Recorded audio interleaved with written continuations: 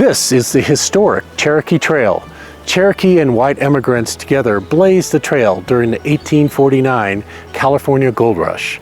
They traveled from Oklahoma into Kansas along the Santa Fe Trail to Bent's Fort in Colorado, where they followed a trapper's trail across Colorado's Front Range into Wyoming. There, they joined the California Trail at Fort Bridger. These stories will give you a glimpse into immigrant life, their journeys, trials and tribulations, why they sought out a new life and new riches traveling through Colorado. Join us as you see history unfold. Morning, I'm John Carson. We're out here at Bent's Old Fort, and we're going to take a little look at the history of this place, Santa Fe Trail, Cherokee Trail, and southeastern Colorado.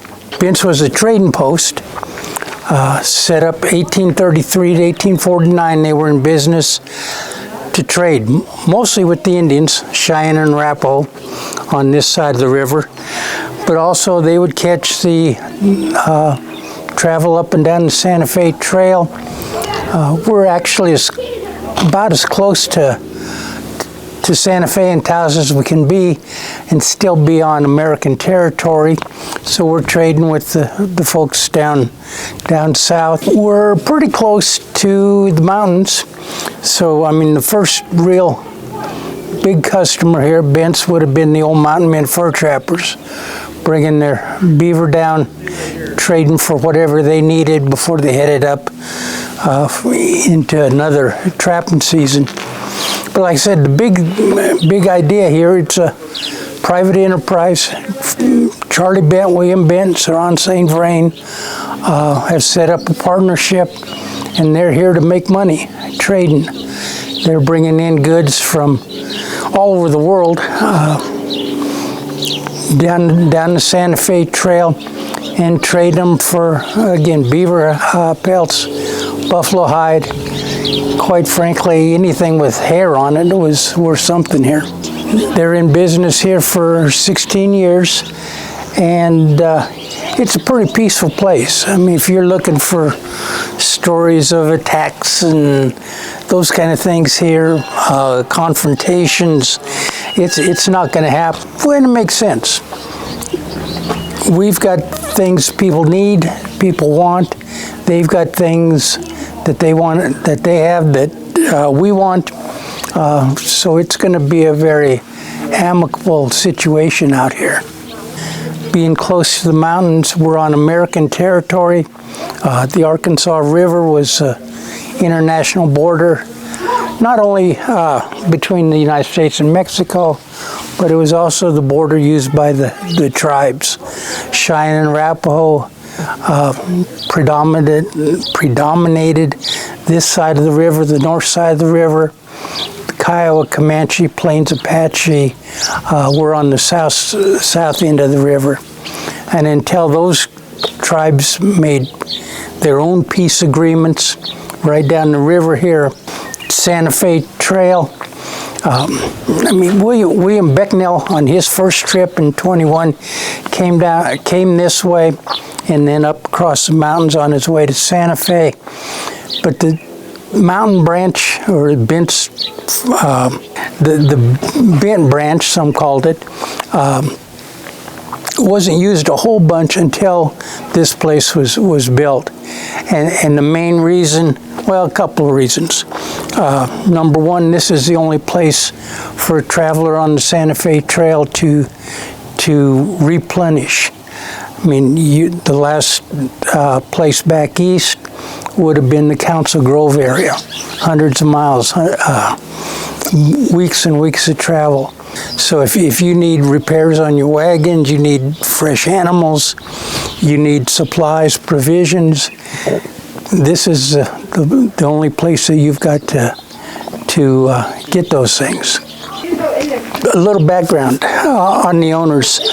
Saron St. Vrain, Frenchman from the St. Louis, upper class family, came out here as a trader in 1824.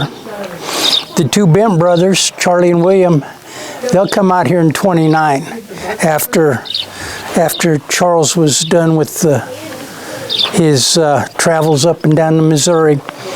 Came out here in 29, again, traders. And Charles and Saron St. Vrain looked at each other and they decided,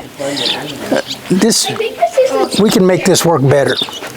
So they made an agreement in December of 1830, because they were both heading down the Santa Fe Trail, trading, taking all their goods back east, getting new trade goods coming back. And so they made an agreement where Saron St. Vrain would stay in Santa Fe and Taos and run the company, the partnerships stores down there. And Charles Bent would be the road manager, if you will. He would be the person that goes back to St. Louis, Independence area, get new trade goods, bring them back. They were missing a big part of the trade, which was the Indian trade. So they brought in little brother William Bent and looked at building first a picket post up there in the Pueblo area, where they did gone out of business, and then needed a more permanent establishment, if you will. And again, we're on American territory. The Arkansas is the border between the countries at that time. So here we are, and they brought in, most accounts say, about 100 laborers from the Taos area who were familiar, of course, with the adobe construction, and built this citadel, if you will. So in 49, William comes back from a trip from the States and decides he's going to abandon this place. So in August, he packs up the wagons and the goods and supplies and trade goods that are here, and moves downriver about 30 miles to Big Timbers, which is actually where the Cheyenne wanted to have him build the original fort. Basically, he's moving to his customers. By then, again, there's more and more traffic on the Santa Fe Trail, but it's mostly military. They don't need to stop and reprovision here as much as the old traders used to have to do. The fur trade's been dead for a long time, so there's no beaver coming in, or very little beaver coming in. So his only, or his main trading partners are the Cheyenne and Arapaho. And Big Timbers down there by present-day Lamar, McClave area is a favorite camping area, especially winter camping area. After 1849, when William left this place, it's still here, of course. It's going to be used as a stage station. It's a post office, if you will. Early cattlemen in the area would use the area the old fort to corral their animals and that kind of thing. But it's adobe, and weather takes its toll on an old adobe building, and soon it was in ruins. In mid-1900s, the local chapter, the Daughters of the American Revolution, acquired the land from the landowner who had known what was here. And he was an old farmer, and he would plow the fields, but he would not disturb the old foundations.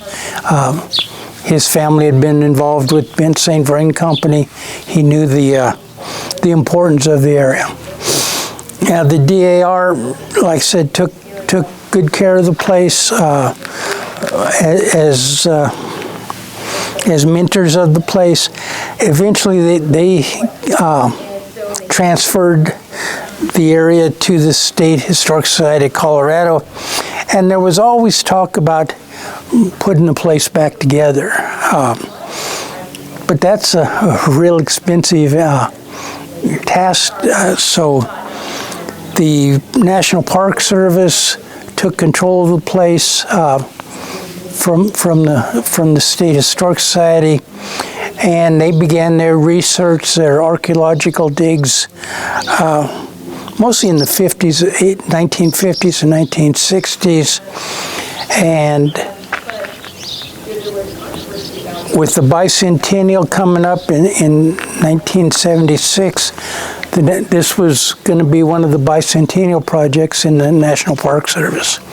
So they put it right back on the original foundations, and between the archaeology, the written descriptions, the drawings, especially by Lieutenant James Hebert from the topographical engineers, the exceptions for modern day conveniences and or safety, this place is as close as we can